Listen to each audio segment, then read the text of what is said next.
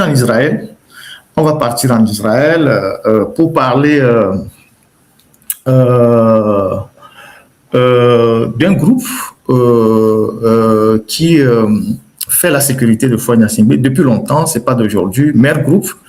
Et on a eu des informations ces derniers temps d'un contrat que Fort a renouvelé avec Mer Group. Si la technique peut rapprocher un peu l'image pour que je puisse lire correctement. Merci pour la diligence. Et donc, vous savez que les Israéliens sont très présents au Togo et qu'ils sont généralement payés par l'argent de nos phosphates. J'ai fait beaucoup de dossiers là-dessus. J'ai parlé longuement de cette collaboration-là et je dirais même aujourd'hui, s'il y a un pays qui assure vraiment la sécurité de Fonya Gnassingbé, c'est Israël. Et pourtant, on n'en parle pas beaucoup parce que en parler ne fait pas l'affaire de notre propagande. Et j'ai plusieurs fois répété que Fonya Gnassingbé n'est pas seulement protégé par une seule puissance, il est protégé par plusieurs puissances. Et le fait que on dévie tout le débat sur un seul pays fait qu'on ne comprend rien de ce qui est en train de se passer. Et celui qui fait ta sécurité, c'est lui qui te protège. Et c'est Israël qui fait la sécurité de Fonya Gnassingbé, qui forme la garde présidentielle, qui forme les GILAT. Et vous avez appris lors du procès de Katanga que la balle qui a tué Majulba est une balle israélienne, selon les révélations du général Katanga lui-même, que la balle qui a tué le colonel Majulba est une balle israélienne. Et donc, c'est eux qui sont dans la sécurité numérique, c'est eux qui sont dans les renseignements, c'est eux qui mettent beaucoup de moyens pour sauter nos comptes et tout ça. Ils ont plusieurs bureaux à Lomé, j'ai même montré certains bureaux ici, et c'est des gens qui sont proches du Mossad, et donc le service de renseignement israélien. Et Fort, il les paye comme il veut, il leur donne énormément d'argent. Le plus important, c'est qu'ils puissent assurer sa sécurité. Alors, notre confrère Africa Intelligence a sorti cet article-là. Moi, j'étais au courant de ce dossier, je n'en ai pas parlé le premier, qui dit ceci: l'Israélien Mer Group, prestataire de services de renseignement. Déjà actif au Togo, le groupe israélien, la technique, est-ce que vous pouvez enlever, il y a deux bandeaux de mutation qui m'empêchent de lire. Le groupe israélien a remporté un nouveau contrat pour fournir des solutions de cybersécurité à Lomé qui coopèrent activement avec Tel Aviv en la matière. Le Bureau israélien des technologies de cybersécurité, Mer Group, vient de réaliser une belle opération à Lomé. Prestataire régulier des autorités togolaises, donc ils sont là depuis longtemps. Ces dernières années, le conglomérat a décroché un contrat de 20 millions d'euros pour poursuivre ses activités dans le pays pendant 1 an. Donc, Fonya Gnassingbé a donné à un groupe de prestataires israéliens pour les renseignements et la cybersécurité 20 millions d'euros. 20 millions d'euros, ça fait 13 milliards 300 ou 500 millions. 13 milliards, plus de 13 milliards. Donc, Fonya Gnassingbé, pour sa propre sécurité, a pris 13 milliards pour signer un contrat d'une seule année, 1 an, avec un groupe israélien pour sa sécurité. Et ça, vous n'entendrez jamais des activistes dénoncer ça. Ils vont vous dire, ouais, c'est tel pays qui soutient fort, alors que ceux qui soutiennent fort, les voilà. Et c'est là où rentre l'argent de nos phosphates, ou l'argent du port. Et vous allez vous poser la question, dans le budget national, la loi de finances, où est-ce que Fort a pris les 20 millions d'euros, donc les 13 milliards, pour payer les Israéliens? Vous ne verrez aucune traçabilité. Vous ne verrez aucune traçabilité. Et donc, Mer Group sera chargé d'équiper les services de sécurité, donc l'Agence nationale des renseignements, donc l'ANR, qui arrête les gens, qui écoute, qui torture, qui tue les gens, en tête avec des solutions de cyber. Vous entendez? Des solutions cyber, du matériel de protection d'infrastructures sensibles, des technologies de détection. La holding pourrait aussi prendre en charge le volet de formation à destination des agents de renseignement et des forces spéciales. Entretenant des connexions étroites avec l'État israélien. Donc, Mer Group est un groupe qui travaille avec le Mossad. Donc, Mer Group compte dans ses rangs un nombre important d'ex-agents du Mossad. Vous savez que Rafi Ederi, Rafi Ederi, qui est décédé il y a 1 an et demi, dont la famille a la gestion des phosphates, parce que c'est Ford qui a confié la gestion des phosphates à cette famille Ederi. Et donc, les gens comme les Michel Kézier, tout ça, c'est juste des exécutants. Les vrais décideurs, ce sont les Israéliens, et c'est eux qui rendent compte à Faure Gnassingbé. Donc, Rafi Ederi est un ancien agent du Mossad, celui qui gère les phosphates. Il est décédé maintenant, ce sont ses enfants qui gèrent les phosphates. Vous voyez. Et donc, Mer Group, dans ses rangs, compte dans ses rangs un nombre important d'ex-agents du Mossad et du Shin Bet. Donc, c'est 2 groupes de services de renseignement israéliens les plus efficaces au monde. Les services de renseignement extérieurs et intérieurs de Tel Aviv. Le groupe est actuellement présidé par Nir Lempert, ancien directeur adjoint de l'unité 8200, spécialiste dans le cyber-renseignement au sein du Tchal, c'est-à-dire l'armée israélienne. Quant à son directeur, Avi Shelter, il a notamment occupé ses fonctions chez Cognite, une société israélienne de cyber particulièrement active en Afrique. Utilisateur notoire de Pegasus. Donc, c'est ces gens-là qui manipulent le Pegasus. De longue date, Israël et le Togo ont coopéré sur les questions de contre-terrorisme et de renseignement. À ce titre, le ministre des Affaires étrangères, Robert Doucet, et son homologue Gideon Sarr s'entretiennent régulièrement des possibilités de renforcement du partenariat sécuritaire. Pour former les militaires togolais aux techniques de renseignement, Agal Prey, ex-patron du Human, une unité de police antiterroriste israélienne, a par le passé régulièrement déployé dans le pays des prestataires privés via une société ASL.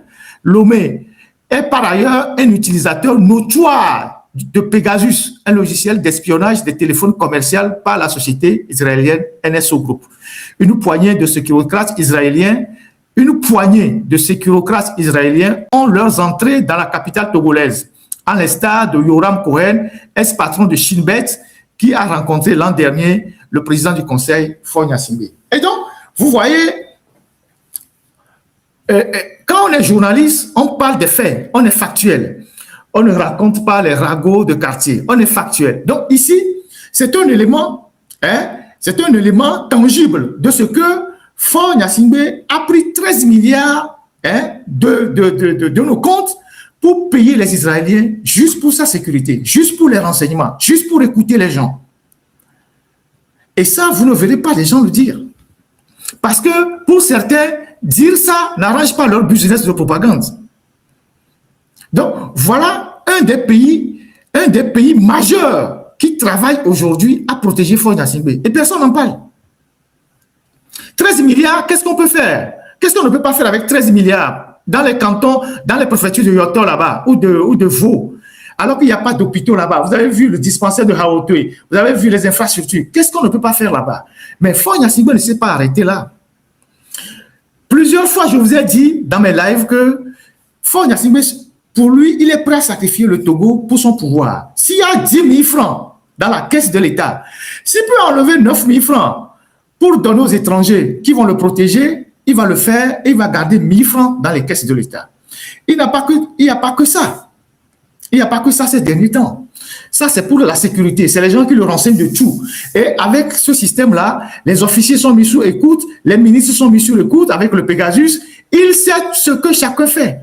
Surtout son entourage, c'est eux qui l'écoutent d'abord. Ses femmes, ses maîtresses, son entourage, les députés, les officiers supérieurs, les jeunes officiers, il les écoute tous. Et il sait ce que chacun fait. Vous voyez? Et il met énormément d'argent pour se protéger. Donc, il est sûr que tant que les Israéliens sont dans le système de sa protection, forment sa garde rapprochée, rien ne lui arrivera. C'est pour ça qu'il se permet certaines choses. Donc, il a mis 13 milliards dans cette affaire-là. Mais il ne s'est pas arrêté là. La dernière fois, il y a une conférence pour la mobilisation des fonds à Paris. Faure est le médiateur de l'Union africaine en RDC. Un pays dans lequel nous n'avons rien à foutre. Le Togo n'a aucune, alors là, aucun statut pour aller se mêler dans cette histoire de la RDC qui dépasse même notre petit bout de territoire. Parce que cette histoire de la RDC elle a des origines très, très, très lointaines. C'est avant même les indépendants. Cette histoire de la zone de Goma, du Katanga et tout ça avec les intrusions israéliennes appuyées par les Américains et tout ce que vous pouvez imaginer. Donc, nous n'avons rien à aller chercher là-bas. Et puis, c'est un pays qui est énormément riche, qui peut mobiliser ses propres fonds. C'est en RDC que vous allez voir des milliardaires en dollars. Mais Faure Gnassingbé, il va faire la médiation là-bas, mais il donne aussi des moyens. La dernière fois qu'on a convoqué la conférence pour la mobilisation des fonds, pour pour créer un couloir humanitaire pour la RDC, le Togo a donné 30 millions de dollars. Vous imaginez ça? La dernière fois qu'on a lancé la collecte des fonds pour la RDC, pour créer un couloir humanitaire, c'est la France qui a porté cette initiative-là. Le Togo a donné 30 millions de dollars. Et c'est d'ailleurs pourquoi il était aux côtés de Macron, ici, quand il est venu à la conférence avec toute la bande des Bodjola, tout ça. C'est pour ça qu'il était à la table. 30 millions de dollars qu'ils ont donné pour le couloir humanitaire en RDC. La RDC qui a 1000 fois plus de moyens que le Togo. Tout ça pour sa propre gloire, pour exister diplomatiquement sur la scène internationale. C'est comme ça que ça se passe avec le Togo. 30 millions de dollars. C'est ce que le Togo a mis dans la cagnotte. C'est pour ça qu'il a fait le discours là-bas à Paris en disant « Ah, il faut que l'argent collecté soit bien géré. Il faut que l'argent collecté soit bien géré. Il ne faut pas que les gens détournent l'argent. » Parce que c'était le prix à payer pour que Macron l'accepte autour de la table le jour où ils ont fait la conférence de mobilisation à Paris. 30 millions de dollars que le Togo a donné. Vous voyez ce qui nous arrive. Voilà ce qui est en train de nous arriver. Voilà ce qu'il est en train de faire avec le pays. Pendant ce temps, on va faire un tour à Dapaon. Vous allez voir les gens qui disent qu'il n'y a pas de loi à Dapaon. On fait un tour à Dapaon, on revient. Et je continue les commentaires techniques. Le problème de l'eau, j'avais déjà 2 ans. On criait de l'eau, mais en ville. Ceux qui étaient branchés à la T2 n'avaient pas beaucoup de problèmes pour ça. Mais qu'est-ce qui s'est passé? On a eu 45 km d'extension d'eau en ville. Donc les quartiers périphériques, les nouveaux quartiers ont aussi eu l'extension et ils sont branchés. Or, notre château ne répond plus à la population de la ville. Ça déjà, le problème là, ça avait commencé déjà. Mais on avait un peu de l'eau. Mais il y a eu un problème. La machine qui traite de l'eau est gâtée. Ils disent électricité quoi. Non, c'est la machine même qui est gâtée. D'après, quand j'ai demandé, on dit que les pièces là, il faut aller en Europe pour trouver la pièce là. C'est ça qu'on m'a dit. Et quand ils essaient d'aller, ils vont à Lomé, ils arrangent la pièce là, adapter, ils reviennent, quelques jours ça reprend. Quel que soit le cas, même si la machine arrive, s'il n'y a pas un autre château, ça ne va plus suffire. On crie extension, on a fait l'extension, c'est le problème là est arrivé. Et quand j'ai parlé d'un autre château, vers Nassablé, puisque là-bas, avec quelle que soit la pression, ils avaient des problèmes à Nassablé d'eau et à Wurgu. Et c'est dû au fait que le château ne suffit plus. Donc il faut obligatoirement un château. Tout ce que je peux dire, je n'ai même pas à donner des conseils à la population. Tout ce que je peux leur dire, ils n'ont qu'à prendre leur mal en patience. Parce que ce n'est pas de la faute à la T2, mais c'est que la machine qui traitait de l'eau est vieille. Il faut la remplacer.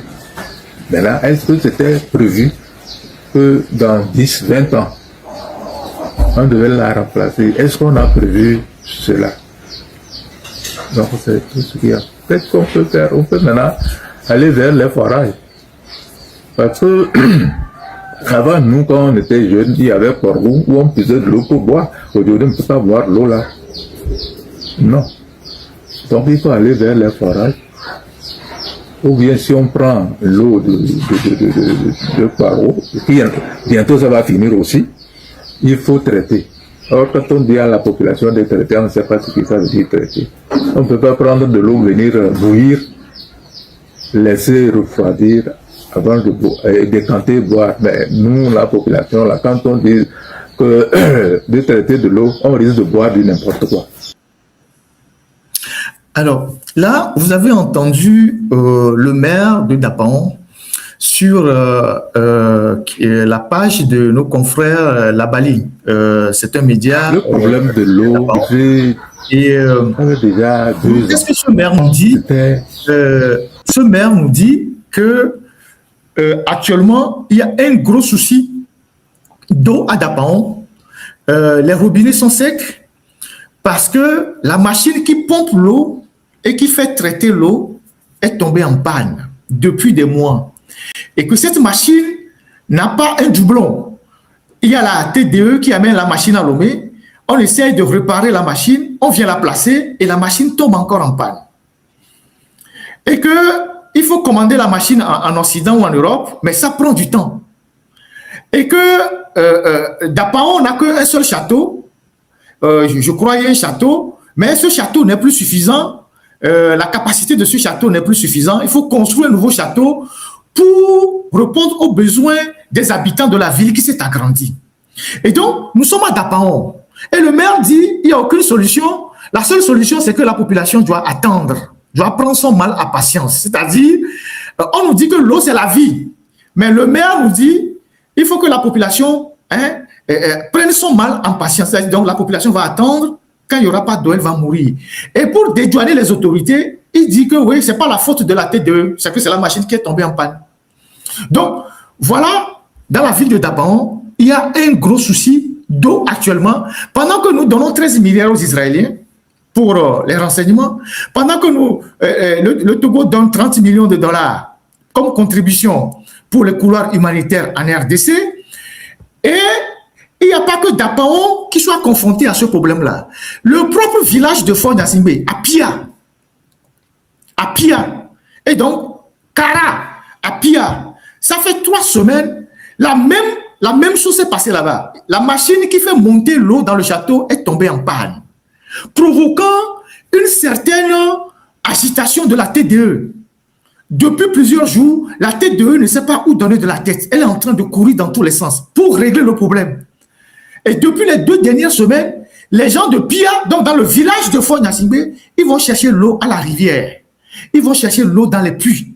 C'est la dernière fois que, avec les soutiens de quelques ingénieurs ou quelques de la T2, ils ont pu réparer ou je sais pas, ils ont pu remettre la machine en fonction et la machine pompe l'eau, je sais pas, dans la caserne des militaires là-bas, quelque chose comme ça. Donc, à Pia, chez Fort Nassimbe, il y a de cela quelques jours, il n'y avait pas l'eau dans le village. Les gens allaient chercher l'eau à la rivière, comme au bon vieux temps, et dans les puits. Pendant ce temps, ils ont de l'argent pour payer des gens pour leur propre gloire et pour leur diplomatie.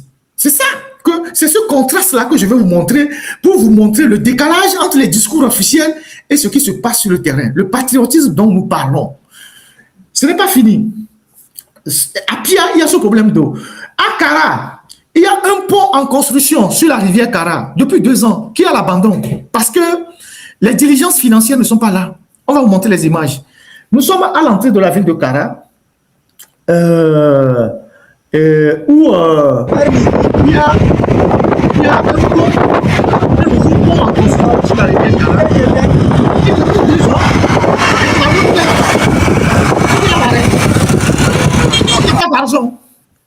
Voilà les images qui passent, parce qu'il n'y a pas d'argent. Donc, le chantier évolue au pas de caméléon. Il n'y a pas d'argent. Les engins sont là-bas, les ingénieurs ont déserté les lieux, les ouvriers ont déserté, et voilà, ça c'est à l'entrée de la ville de Kara, chez Fort Nassimbe. Et donc, ce pont-là, c'était un pont, un nouveau pont qui était en construction sur la rivière Kara, le fleuve ou la rivière, pour soulager l'ancien pont qui est fatigué. Et depuis 2 ans, ils sont là-bas. Les gens ont disparu. Vous voyez, les engins sont là, mais il n'y a pas d'ouvriers. Certainement, c'est pour des raisons d'argent, de diligence financière. Mais on a de l'argent pour aller donner aux Israéliens, pour aller cotiser dans les couloirs humanitaires pour le bien de la diplomatie togolaise. Voilà des réalités. Il y a des photos, il y a des vidéos qu'on peut passer. Voilà les photos. Vous voyez quelqu'un sur ce chantier-là, tout le monde a disparu. Tout le monde a disparu. Les ouvriers ont disparu, les machines sont là. Depuis 2 ans que ce chantier a été ouvert. Et c'est pareil. Le pont d'Anier, voilà le chantier qui est à l'abandon. Le pont d'Anier, c'est le fameux Lanclivi qui fait le bruit là sur les réseaux sociaux. C'est lui qui a eu ce marché-là, le chef Lanclivi. Il n'est ni ingénieur, il n'est ni spécialiste des ponts et chaussées. C'est à lui qu'on a remis ce marché-là. Et il est là à traîner à l'entrée de la ville d'Anier, le pont sur la nationale numéro 1. C'est à Lanclivi, le chef de Adakpa, mais là, c'est à lui qu'on a remis ce marché. Vous voyez? Et donc, c'est ce qui se passe dans notre pays. Pendant ce temps, nous mobilisons des milliards pour faire venir les gens au Togo, pour faire une conférence sur le panafricanisme qui ne nous rapporte dans les assiettes rien du tout, qui n'améliore pas le quotidien des populations, qui ne rapporte absolument rien. Donc, voilà des trucs que j'ai voulu vous montrer. Et au-delà de ces ponts, de ces ouvrages qui sont à l'abandon et tout ça, et je vais vous montrer, comment appelle-t-on, le marché d'abattoir, au grand marché, abattoir. Vous allez voir le marché abattoir, au grand marché de Lomé. Vous allez voir comment le marché, il est sale. La technique va vous montrer les vidéos. Abattoir Rémi Léon. La Cigame. Voilà, regardez, ça c'est à Lomé. Hein. C'est au grand marché, à Lomé. Vous voyez comment c'est sale? Vous voyez comment c'est sale? C'est au grand marché, à Lomé, abattoir. Et pourtant, les gens de EPAM là, je ne vous ai pas oublié. Vous avez encore plein de dossiers au frigo. Et vous prenez de l'argent tous les jours chez les gens. Vous avez pris encore 100 millions récemment dans les histoires de parking avec la société, avec une des sociétés.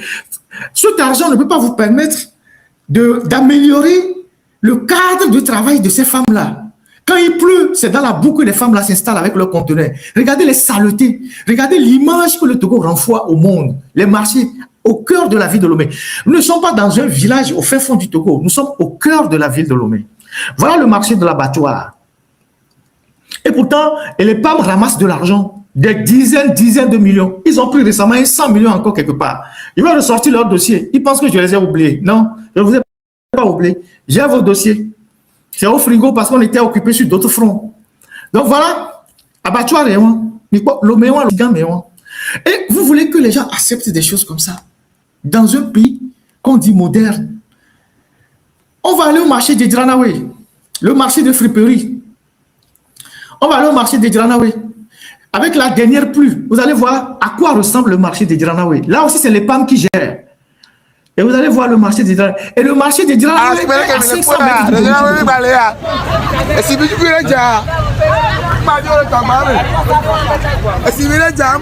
c'est le marché de Dranaway. Il est à 500 mètres du domicile de Foy Gnassingbé.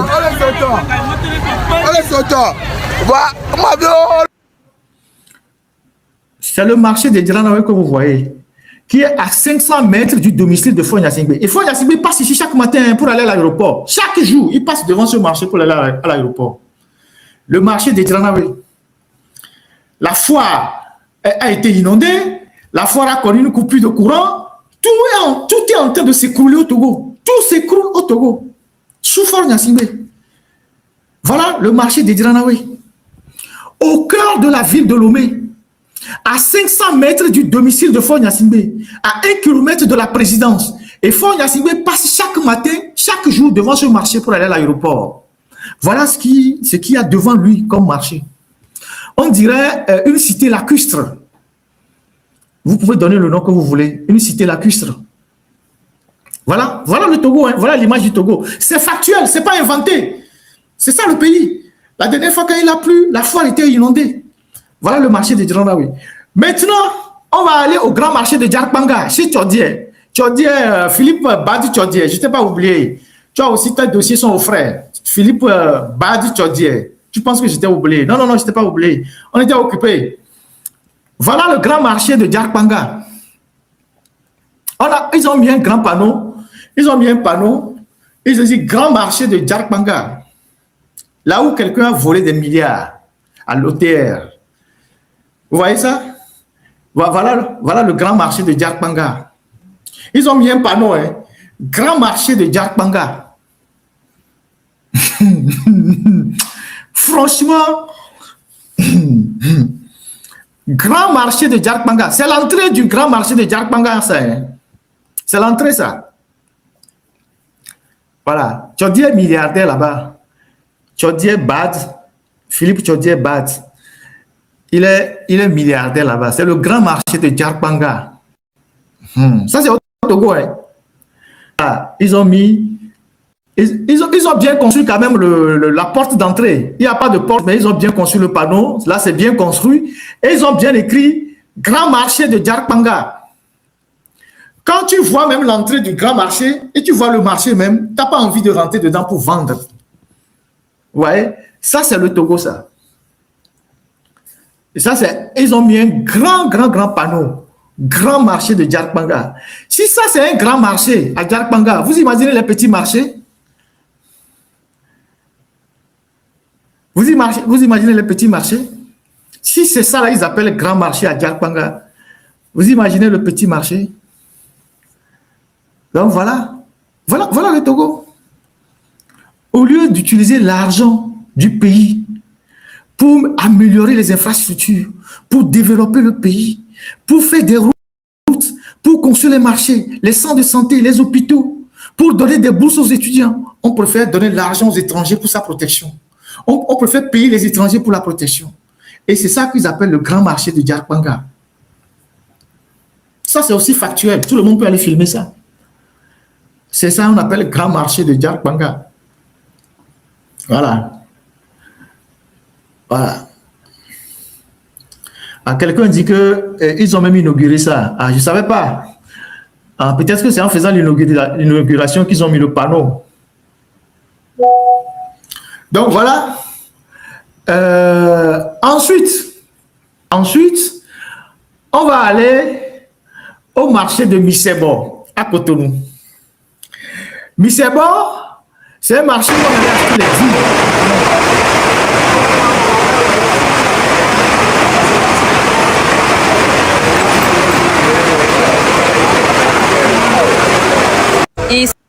Est-ce que vous pouvez, voilà.